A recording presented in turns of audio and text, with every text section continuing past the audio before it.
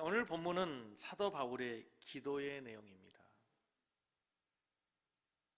우리가 신앙생활하면서 가장 많이 듣는 설교가 기도합시다, 기도해야 됩니다 라는 설교를 많이 듣습니다. 그런데 우리가 기도하지 않습니다. 아니, 기도할 줄은 모릅니다. 어떻게 기도해야 되는지, 그리고 무엇을 기도해야 되는지 우리가 기도를 모릅니다. 그래서 저는 기도를 배워야 된다고 생각합니다. 언젠가 설교했습니다. 기도를 배워야 됩니다. 오늘 본문 말씀에 보면은 사도 바울이 데살로니가 교회 성도들을 위해서 기도하는 내용을 보면서 우리의 기도와 비교해 봅니다. 대부분의 우리의 기도는 나의 필요, 현재의 나의 상황, 그리고 나의 감정, 이런 것들을 위해서 우리가 기도하는 경우가 대부분입니다. 하지만 영성의 대가들, 기도의 대가들을 보면, 기도의 고수들을 보면 다릅니다. 첫째는 기도의 시간이 다릅니다. 정해진 시간에 기도합니다. 그리고 기도의 길이가, 시간의 길이가 다릅니다. 기도의 내용, 기도의 넓이가 다릅니다. 기도의 대상이 다릅니다. 우리가 그걸 배워야 됩니다. 새벽에 나와 기도하고 정해진 시간 우리가 기도하면서, 집에서 기도하면서, 골방에서 기도하면서 우리는 늘 기도가 한계에 있습니다. 갇혀 있습니다. 늘 나의 문제, 나의 필요, 나의 감정. 한 해를 마감하시면서 여러분, 나의 기도와 우리의 기도와 그리고 바울 사도의 기도를 비교해 보면서 우리가 기도하지 못했던 것, 또 그리고 기도해야 될 것들을 확인하면서 다시 한번 기도하며 승리하는 성도들 되기를 축복합니다. 가장 먼저 바울은 오늘 길이 열리기를 기도합니다. 길이 열리기를 기도했습니다. 무슨 얘기입니까? 3장 11절을 한번 보십시오. 하나님 우리 아버지와 우리 주 예수는 우리 길을 너희에게 갈 수 있게 하시오며. 바울은 데살로니가 교회를 가고 싶어 했습니다. 무척 가고 싶어 수없이 시도했음에도 불구하고 사탄이 번번이 막았다가 이렇게 얘기했습니다. 데살로니가전서 2장 18절. 나 바울은 한두 번 너에게 가고자 했으나 사탄이 우리를 막았다. 계속 바울이 데살로니가 가고 싶어지만 갈 수 없는 환경, 갈 수 없는 상황들, 자꾸 생겨지는 문제들을 보면서 이것은 영적인 문제다, 영적인 싸움이다, 사탄이 방해하는구나, 영적 세력의 방해라는 사실을 깨달았습니다. 그리하여 이제는 그 길이 열리기 위해서 사람의 노력 이상의 하나님의 도움이 필요한 걸 깨달은 겁니다.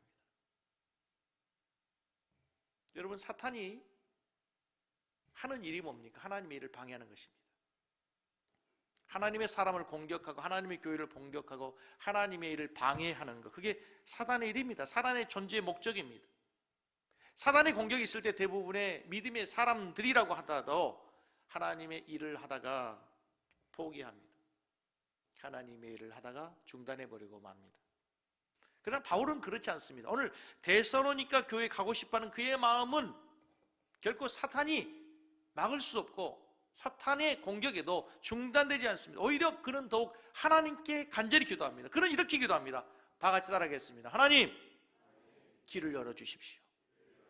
하나님, 길을 열어주옵소서. 한 주간 여러분의 기도의 제목 되기를 바랍니다. 우리가 한 해를 마감하면서 하나님께 기도해야 될 제목이 있어요. 여러분 길이 막혀 있습니까? 암담하십니까? 상황이 캄캄하세요? 환경이 막혀 있습니까? 기도하십시오. 사탄이 길을 막고 있다 할지라도 오늘 사도 바울이 기도한 것처럼 하나님, 길을 열어주십시오. 하나님, 우리의 길을 열어주십시오. 우리 교회가 가야 할 길을 열어주시고 민족이 가야 할 길을 열어주시고 내 인생의 앞길에 길을 열어주십시오. 하나님, 우리 자녀들의 길을 열어주십시오. 에스라서 8장을 보면 에스라가 바벨론에서 포로 생활하다가 2차로 귀환하는 내용이 나옵니다. 포로 생활에서 에스라와 함께 이스라엘 백성들이 조국으로 돌아왔습니다. 하지만 돌아온 조국의 현실은 너무 암담합니다. 예루살렘 성벽, 성을 쌓고 있는 외곽의 성벽은 이미 무너졌습니다. 도시는 회파되어 있습니다. 황폐합니다. 그런데 예배를 드리려고 해도 성전이 파괴되어서 예배를 드릴 수가 없습니다. 에스라서 8장 15절을 보시면 이렇게 되어 있습니다. 8장 15절, 내가 무리를 아하와로 흐르는 강가에 모으고 거기서 3일 동안 장막에 머물며 백성과 제사장들을 살핀즉 그 중에 레위 자손이 한 사람도 없었다. 무슨 얘기냐면 무너진 이스라엘 백성들을 재건하기 위해서, 이 민족을 재건하기 위해서 에스라는 가장 필요한 게 뭐라고 생각합니까? 예배 회복, 제사의 회복이라고 생각했어요.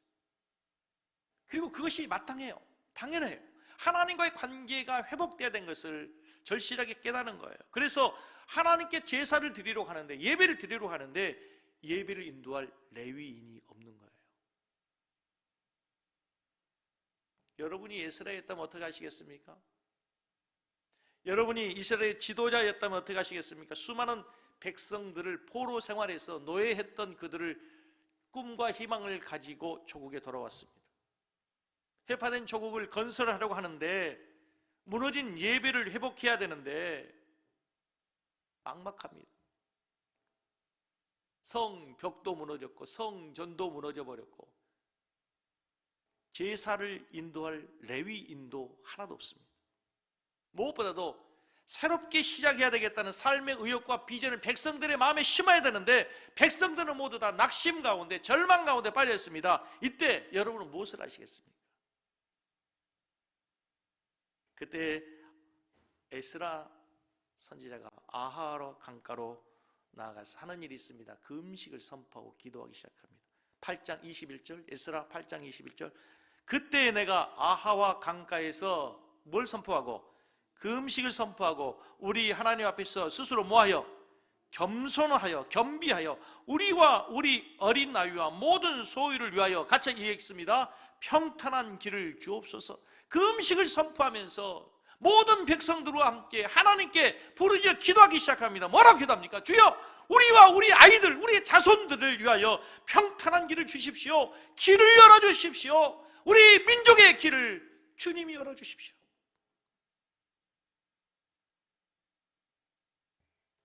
금식하면서 하나님의 도움을 구합니다. 하나님 앞에 겸손함으로 나갑니다. 하나님, 우리가 할 수 있는 일이 없습니다. 내가 할 수 있는 일이 없습니다. 하나님이 우리와 우리 자손들의 길을 열어주십시오. 에스라는 어떻게 이런 신앙을 가지게 되었을까요? 에스라는 태어나면서부터 엄청난 신앙과 고통을 겪으면서 자랐습니다. 왜냐하면 태어나 보니까 이스라엘 백성들이 노예 생활하고 있는 거예요. 노예인 거예요. 종으로 태어난 겁니다. 바벨론의 노예 생활하면서 포로 가운데 노예의 신분으로 태어났습니다.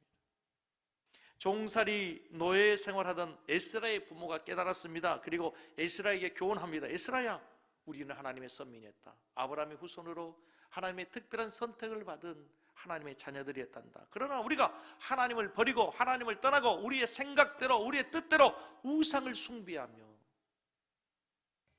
우리 마음대로 살았다. 하나님의 징계로 우리는 조국을 잃어버리고 이렇게 노예 생활하게 됐단다. 우리 마음대로 살았기 때문에, 우리의 힘으로 살려고 했기 때문에, 하나님을 의지하지 않았기 때문에 우리는 오늘 이렇게 포로 노예가 되었단다. 그는 철저하게 하나님의 도우심을 기다리는 거룩한 믿음을 부모로부터 전수받습니다. 신앙의 유산을 물려받습니다. 기적 가운데 당시의 바사왕 고레스라고 하는 왕이 칙령을 내립니다. 명령을 내립니다. 포로였던 유대 민족들이 너희들 고향으로 돌아가도 된다. 1차 포로 기한이 느헤미야와 함께 돌아오고 2차 포로 기한에서 에스라가 지도자가 되어서 이스라엘 백성들 이끌어 오면서 에스라가 깨닫는 것이 있습니다. 이것은 하나님의 은혜다. 하나님의 기적이다. 하나님이 길을 열어주셨다. 이런 거죠. 여러분, 우리가 일제시대에 일본의 포로로 식민지 생활하고 있는데 일본의 노예로 끌려갔어요. 그런데 일본에서 왕이 갑자기 어느 날 칙령을 내리는 거예요. 조선으로 다 돌아가도 된다. 있을 수 없는 일이죠. 에스라 선지자는 그때 깨닫는 겁니다. 아하, 하나님이 우리에게, 우리 민족에게 길을 열어주셨구나. 노예였던 우리, 아무것도 할 수 없는 우리, 종살이하는 우리에게 길을 열어주신 하나님께서 여기까지 우리를 인도해 주셨구나. 하나님의 은혜였음을 깨닫는 겁니다. 그래야 이제 그의 인생 앞에 어떤 어려움이 있어도 어떤 환경이 닥쳐도 그는 낙심하거나 절망하거나 방황하거나 원망하지 않습니다. 하나님이 길을 여셔야 된다는 것을 깨닫기 때문에, 하나님이 길을 여시면 길이 열린다는 것을 경험하였기 때문에 모든 사람이 낙심한 그 상황에서 에스라가 금식하며 기도하는 거예요. 하나님, 우리와 우리 자녀들에게 평탄한 길을 열어주십시오. 우리 민족의 길을 열어주십시오. 주님이 그러하셨던 것처럼 바벨론에서 여기까지 인도해 주신 것처럼 또 길을 열어주십시오. 여러분, 우리가 우리 자녀들을 위해서 할 수 있는 일이 뭡니까? 여러분의 자녀들의 인생의 길을 열려고 하지 마세요. 우리가 겨우 할 수 있는 일들이 무엇입니까? 여러분, 먹여주고 재워주고 학교 보내주고 학원비 주고 과외시켜주고 그 외에 할 수 있는 일이 뭡니까? 우리가 할 수 있는 일이 없습니다. 여러분, 한 해를 보내면서 여러분들이 자녀를 위해서 기도할 수 있기를 바랍니다. 주여, 에스라가 기도하였던 것처럼, 바울이 기도하였던 것처럼 우리 자녀들의 길을 열어주시옵소서. 아멘 하셨습니까? 진짜예요? 하나님 길을 열어주셔야 됩니다.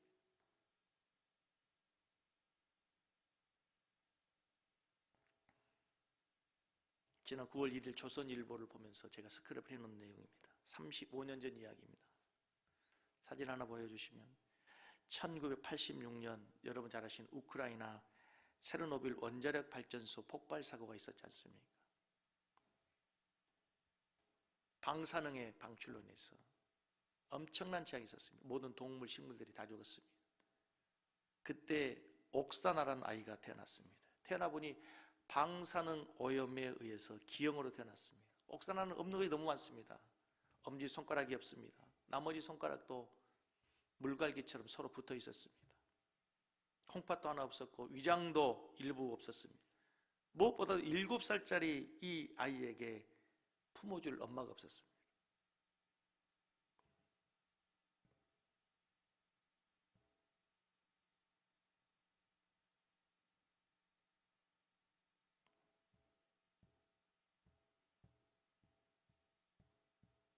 길을 열어 주시옵소서. 갑자기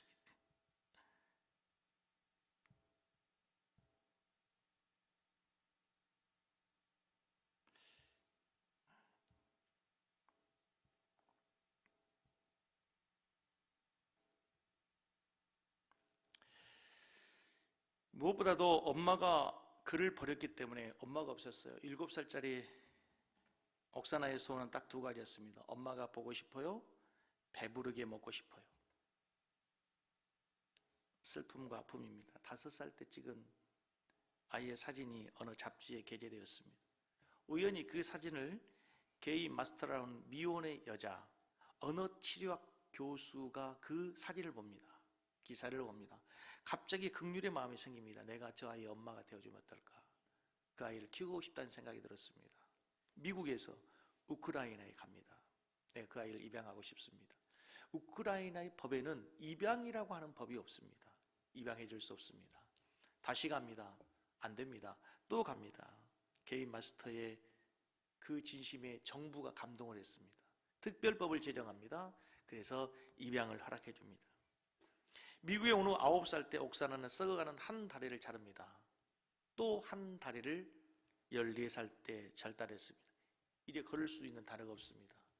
휠체어를 타고 있는 모습입니다. 실망하고 좌절할 환경인데 다리를 자른 지 8년 만에 조정을 시작합니다. 조정 경기.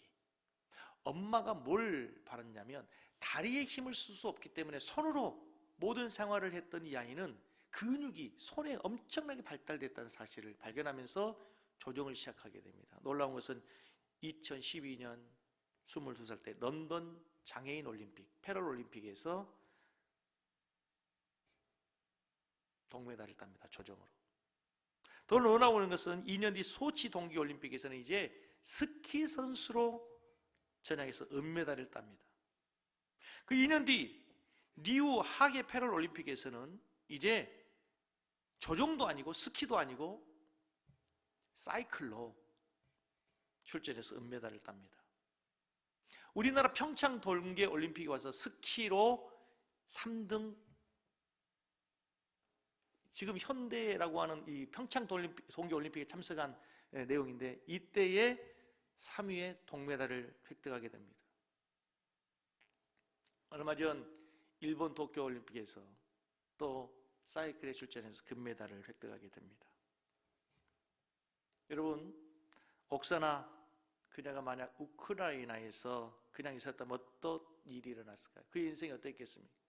장애인으로, 아무것도 할 수 없는 무능한 나이로 그냥 그렇게 인생을 끝내고 말았을 겁니다.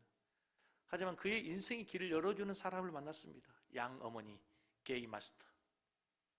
그의 원전의 피해자 장애인이었던 그가 옥사나 쓸모없는 인생이었던 그녀가 그녀의 길을 열어주는 양 어머니를 만남으로 세계적인 선수가 됩니다. 수많은 장애인들에게 희망을 주는 아이콘이 됩니다. 여러분, 형통이란 무엇입니까? 길이 열리는 것입니다. 요셉은 감옥에 있었어요. 상황이 좋지 않습니다. 아무것도 할 수 없는 상황입니다. 그래도 형통한 사람이라고요. 왜요? 하나님이 함께 하시기 때문에. 할렐루야. 창세기 39장 23절 말씀을 같이 읽습니다. 간수장은 그의 손에 맡긴 것을 무엇이든지 살펴보지 아니하였으니 이는 여호와께서 요셉과 함께 하심이라. 여호와께서 그를 보험사에 어떻게 해요? 형통케 하십니다. 여러분, 노예였던 요셉의 삶을 보십시오. 보디발의 집에 노예로 팔려갔습니다. 노예가 뭘 할 수 있습니까? 그런데 이상하게 하나님이 함께 하시니까 보디발에게 인정을 받습니다. 가정의 총무가 됩니다. 억울하게 옥살이 하게 됩니다. 왕의 죄수들을 가다두는 옥살이 아무도 누구도 구해낼 수 없다는 얘기입니다. 거기서 인생을 마쳐야 됩니다. 거기서 끝내 종신형으로 죽게 되었습니다. 그런데 하나님이 함께 하셨답니다. 그랬더니 그의 길이 열리게 됩니다. 노예였던 그가, 종살이했던 그가, 옥에 갇힌 죄수였던 그가 애굽의 총리가 됩니다. 어떻게 그 일이 가능합니까? 하나님이 길을 열어주셨기 때문입니다. 하나님이 길을 열어주셨기 때문입니다. 여러분, 한 해를 마감하면서 무엇을 깨달으십니까? 저는 이 코로나 사태로 인해서 철저하게 깨닫는 게 인간의 무능력입니다. 인간이 대단한 존재로 만물의 영장으로 정말 첨단의 기술을 자랑하는 대단한 존재입니다. 첨단의 과학 장비도 아무 쓸모없습니다. 무기력합니다. 달나라를 정복하고 우주를 정복한 인간인데도 눈에 보이지 않는 그 바이러스 때문에 우리가 지금 다 마스크를 끼고 있습니다. 모든 사회적 거리를 둬야 되고 일상이 무너지고 우리의 삶이 무너졌습니다. 바이러스에서 하늘길도 막힙니다. 나라들이 국경을 봉쇄해보지만 안 됩니다. 하나님 우리에게 깨닫게 하십니다. 우리의 무능력함을. 어젯밤 설교를 늦게까지 준비하고 있는데 막내딸이 제 방에 오더니 아빠 이제 끝났다. 뭐가 끝나? 아빠는 아직도 멀었는데 한 학기 마지막 과제를 제출하고 이제 자유롭게 이제 1년 1학년이 끝난 겁니다.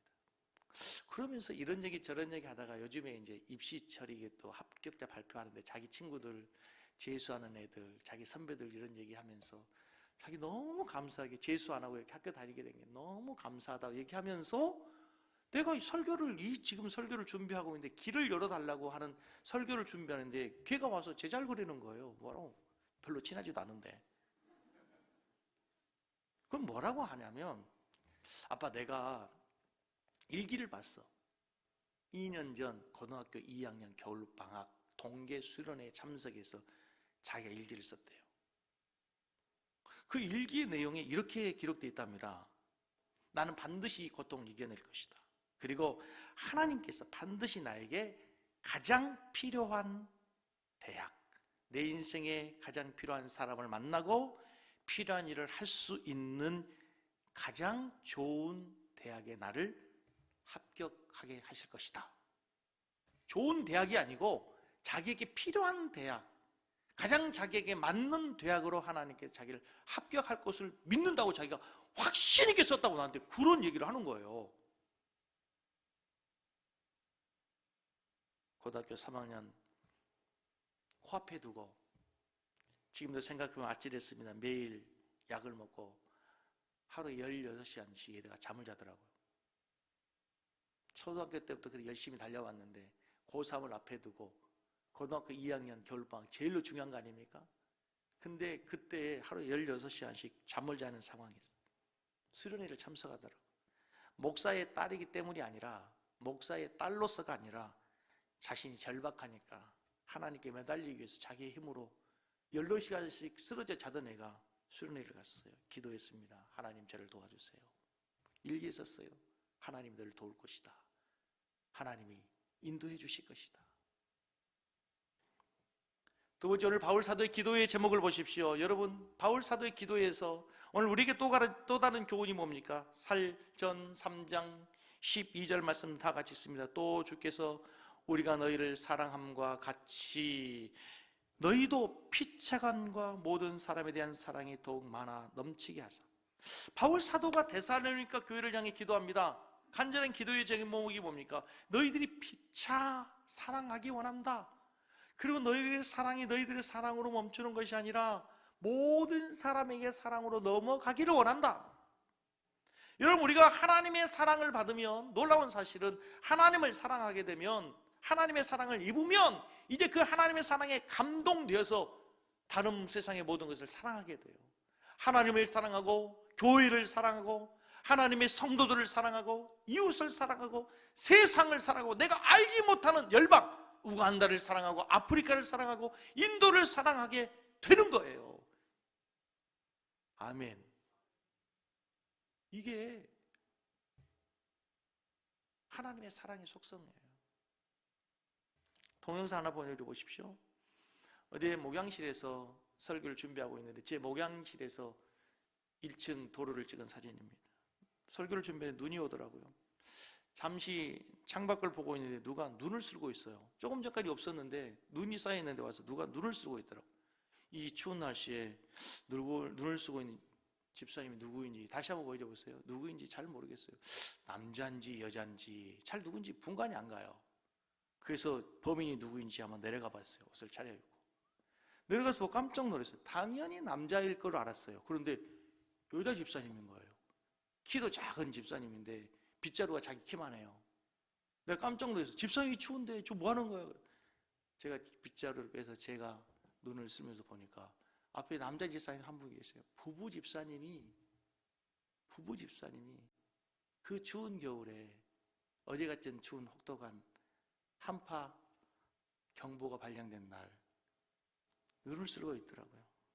가슴이 뭉클했어요. 여러분은 눈이 오면 뭘 생각하십니까? 드라마 영화에 보면 우리 첫눈이 오면 어디서 만나 약속을 하더라고요. 첫사랑을 생각하시나요? 군밤이 생각납니까? 아니면 군고구마이신가요? 아니면 아유 이 빙판길에 퇴근해야 될 우리 남편, 퇴근해야 될 우리 자식 고생하겠네, 출근길 힘들겠네 걱정하십니까? 우리 집사님 부부는 교회가 생각났어요. 내일 주일인데 혹시라도 교회 오다가 우리 성도들 미끄러지면 넘어지면 어떻게 하나. 염려로 끝나지 않았어요. 염려로 끝나지 않고 걱정으로 끝나지 않고 말로 끝나지 않고 직접 그 눈길에 왔어요. 그리고 비를 들고 빗자루로 눈을 쓸어요. 고마웠어요. 행복하더라고요. 내 친구들한테 자랑했어요. 동영상 보면서 야 우리 교회 이런 성도 있다. 네 교회에 이런 성도 있냐? 교회 크면 다냐? 어떤 목사님이 부럽다.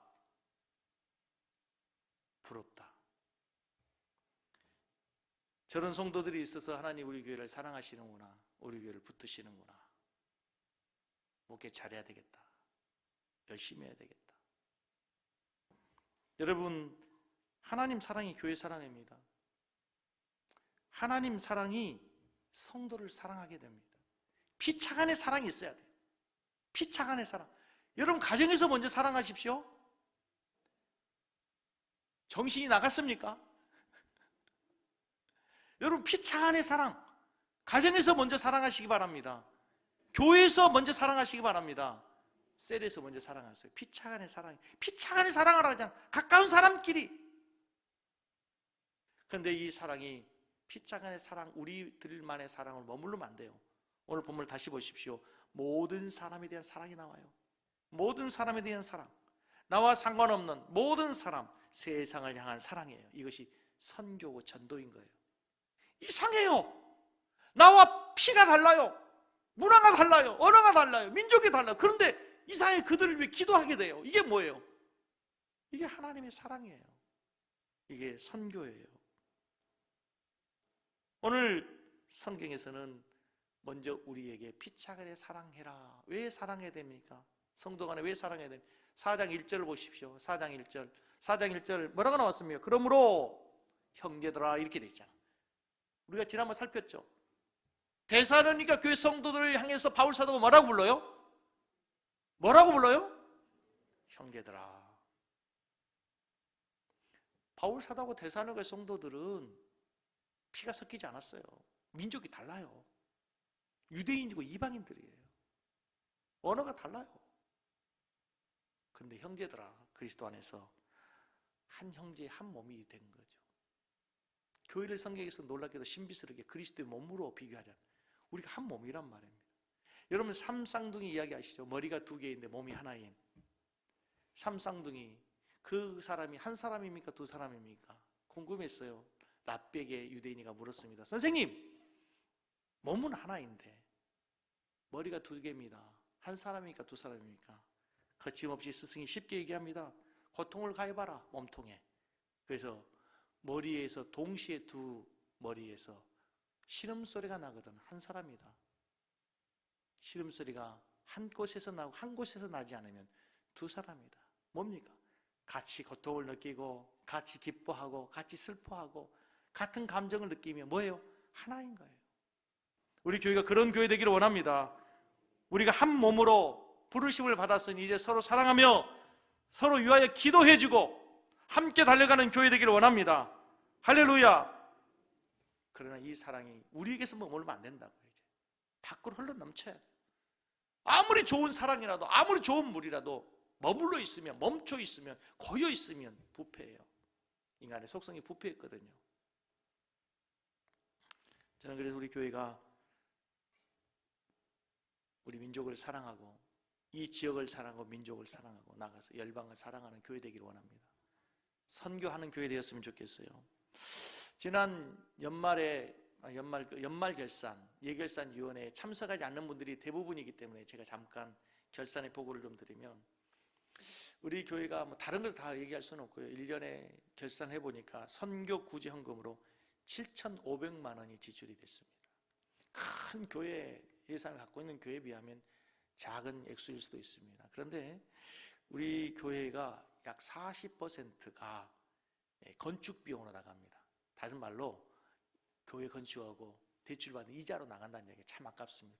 어떤 집사님이 목사님 이렇게 건축원금 이자가 많이 나가도 되겠습니까? 나도 너무 아까워요.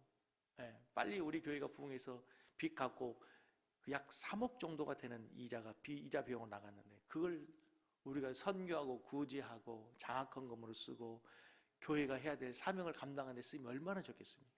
저는 속히 그런 날이 오기를 원합니다. 할렐루야. 그런데 제가 하고 싶은 얘기는 우리 전체 예산의 10% 이상 15% 가까이 되는 예산이 밖으로 지출이 됐다는 거예요.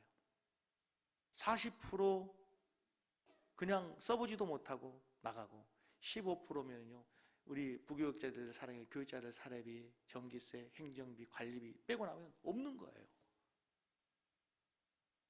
그런 가운데서도 참 우리 교회가 어려운 가운데서도 교회 본질적 사명을 다하기 위해서 애쓰고 노력하는 교회, 그래서 하나님께 인정받는 교회, 세상에서 칭찬 듣는 교회 되기를 원합니다. 할렐루야. 지난주에 우리 성도님들이 교회 설립 헌금 십시일반 하셨어요. 제가 참 좋아하는 단어가 십시일반이에요. 이게 우리 성도님이 모두가 다 이렇게 참여하셨어요. 동참하셨어요. 근데 그 돈이 1,000만 원이 약간 조금 되지 않는 돈이 헌금이 됐어요. 재정부장님 그리고 선교부장님 의논해가지고 저희가 1,000만 원을 채워서 사이판에 선교 헌금으로 보냈어요. 너무 기쁘더라고요. 너무 감사하더라고요. 그 돈이면요 우리 부목사님들이 목사님 교육전산에 한 번 해서 주일학교 따로 할 수 있는 전도사님 한 번 썼으면 좋겠습니다. 그러면 그 돈이면 교육전사 한 명을 쓸 수 있어요. 그런데도 우리가 그거 다 하지 않고 우리가 선교하고 구제한 거 얼마나 감사합니까? 며칠 전에 어떤 집사님이 전화가 왔어요. 목사님 이렇게 우리 교회에서 이렇게 선교지에 교회를 건축하고 하는 걸 보면서 우리 부부도 선교지 교회 하나 건축했으면 좋겠는데요. 얼마면 됩니까? 그래서 형편에 따라 하는 겁니다. 1,000만 원짜리 질 수도 있고 2,000만 원짜리 살 수도 있고 3,000만 원짜리 살 수 있습니다. 5,000만 원까지는 안 하고 3,000만 원까지 얘기를 했어요. 얼마 있다 다시 전화와서 목사님 극적으로 하나님께서 참 희한하게 저희들에게 축복을 주셨습니다. 3,000만 원짜리 교회 하나 짓고 싶은데 목사 한번 알아봐 주시기 바랍니다. 여러분 작은 돈이 아니잖아요. 우리 교회 건축할 때 우리 성도들이 건축공도 3,000만 원 사람이 없어요. 그 교회 건축원금 하면 얼마나 좋겠어요. 근데 성경검 하시겠다 마음이 기뻤어요. 얼마나 감사합니다. 아는 선교사님이 금방 전화했어요. 거기에서 이 다음에 얘기할 때요, 거기엔 또 기도하고 있었던 기도 응답인 거예요. 사랑하는 성도 여러분, 우리 교회가 우리 안에 사랑이 풍성하고 우리의 사랑이 흘러 넘쳐서 열방의 그리스도의 사랑이 전달되는 교회 되기를 원합니다. 세 번째, 바울 사도가 기도한 기도의 내용이 흠 없이 거룩하라입니다. 오늘 3장 13절을 보십시오. 3장 13절 다 같이 읽습니다. 시작. 너희 마음을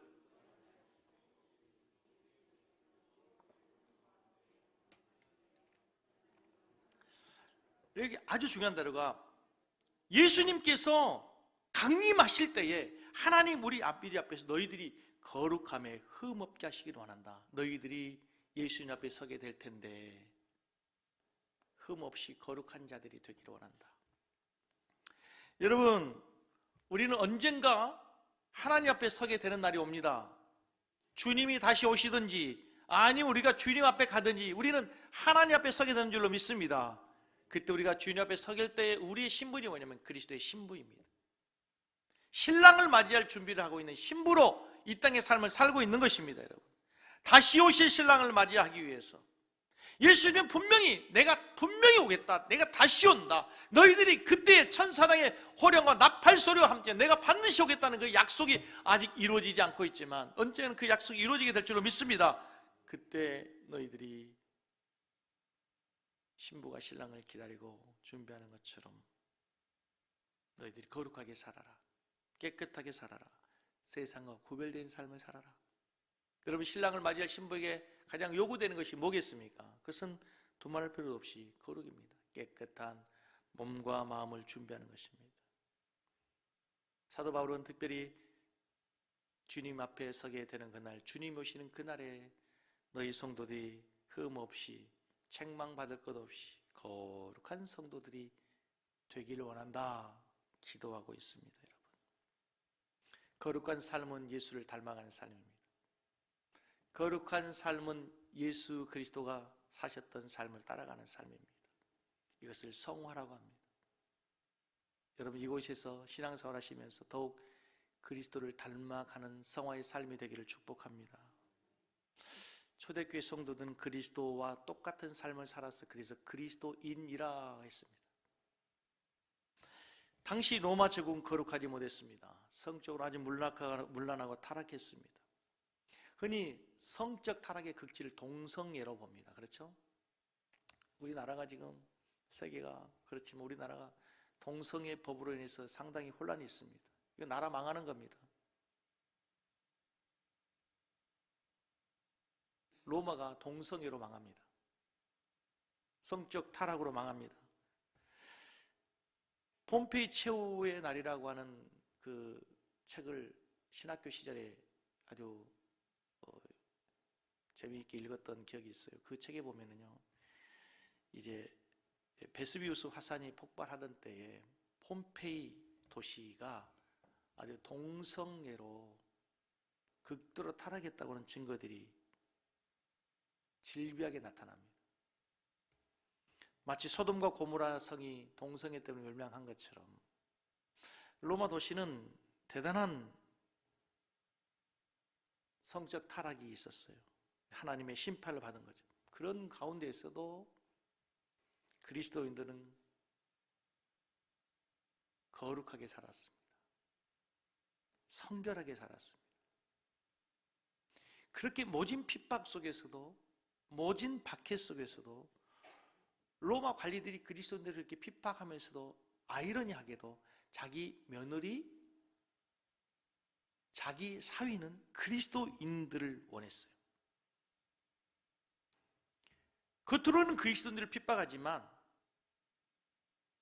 성결하게 거룩하게 구별되게 살아가는 그 그리스도인들을 보면서 사윗감으로 며느리감으로 그리스도인들을 원했다는 거예요. 대표적인 게 AD 313년에 콘스탄틴 대제가 기독교를 로마 국교로 이제 칙령을 내립니다. 로마 국교로 삼습니다. 근데 기독교를 국교로 선포하고 보니까 이미 로마 원로원에 로마 황제의 가문에 그리스도인들이 다 있는 거예요. 대표적으로 이 콘스탄틴 대제의 어머니가 헬레나였는데 헬레나는 독실한 크리스천이었습니다. 무슨 얘기입니까? 겉으로는 그렇게 그리스도인들을 핍박하면서도 그들이 복음을 받아들이는 거예요. 왜? 자기 자녀들을 복음 안에 키우기를 원한 거예요. 왜? 구별됐기 때문에, 거룩했기 때문에, 성결했기 때문에. 여러분, 우리 교회가, 하나님의 교회가 세상과 다름없이 거룩한 공동체가 되어야 합니다. 베드로전서 1장 15절, 오직 너희를 부르신 거룩한 이처럼 너희도 모든 행실에 뭐가 되라? 거룩한 자가 되라. 우리들의 기도는 늘 하나님 부자 되게 해주세요. 우리의 자녀들이 잘 되게 해주세요. 병 고쳐주세요. 사업 잘 되게 해주세요. 눈에 보이는 것들을 위해 기도하지만 성경에서는 오늘 우리에게 이렇게 얘기하는 거예요. 바울이 너희들 위해 기도할 것은 너희 자신을 위해 기도해라. 너희 자신이 거룩해야 된다. 성결해야 된다. 세상과 구별돼야 된다. 하나님의 말씀을 맞습니다. 여러분, 한국교회가 심히 위상이 위태롭습니다. 우리의 실수와 허물을 인정해야 됩니다. 교회의 잘못을, 우리 그리스도인들이 그리스도인답게 살지 못하고 그리스도인들이 거룩하게 구별되지 못한 것에 대해서 우리가 변명하지 말아야 됩니다. 초대교회 그리스도인들이 그랬던 것처럼 우리 조국의 교회, 초대교회가 세상과 다르게 구별되어서 세상으로부터 칭찬받고 존경을 받았던 것처럼 우리 교회가 이 시대의 빛과 소금으로 구별된 삶을 살고 거룩한 삶을 살아내는, 믿음을 지켜내는 우리 모든 성도들 다 되시기를 주님의 이름으로 간절히 축복합니다. 할렐루야.